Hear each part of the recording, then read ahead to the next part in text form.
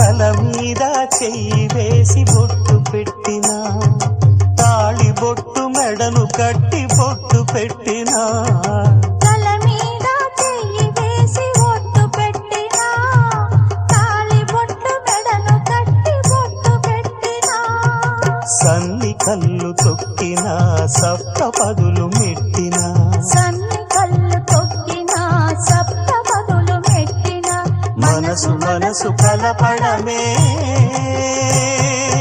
మంత్రం పరమార్థం. శ్రీరస్తు శుభమస్తు, శ్రీరస్తు శుభమస్తు.